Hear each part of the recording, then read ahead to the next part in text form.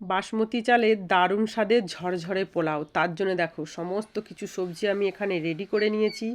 গাজর, capsicum, beans, মটরশুঁটি, আর জল গরম বসিয়েছি। জল গরমের মধ্যে এলাচ, লবঙ্গ, দারচিনি, তেজপাতা, অল্প করে একটু তেল, আর বাসমতি চালটা ধুয়ে ভিজিয়ে রেখেছিলাম 20 মিনিট, ওটাও দিয়ে দিলাম।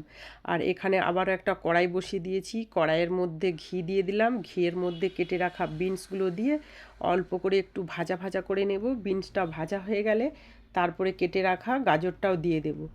আর গাজরটাও দিয়ে অল্প করে একটু নাড়াচাড়া করে আরও সবজিগুলো দিয়ে দেব।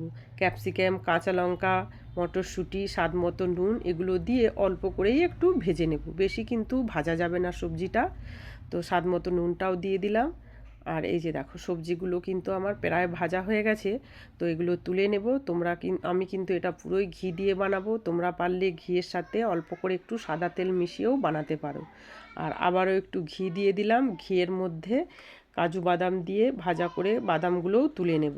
আর কিশমিশটাও দিয়ে তুলে নেব। আর এটা ঘি দিয়ে বানালে জানো তো এর টেস্টটা কিন্তু আরও বেশি ভালো লাগে। তো সবজি ভাজা হয়ে গেছে। চাল সেদ্ধ করে এখানে রেখেছি ঠান্ডা করে। আর কড়াইয়ের মধ্যে তেল দিয়ে ঘি দিয়ে দেব।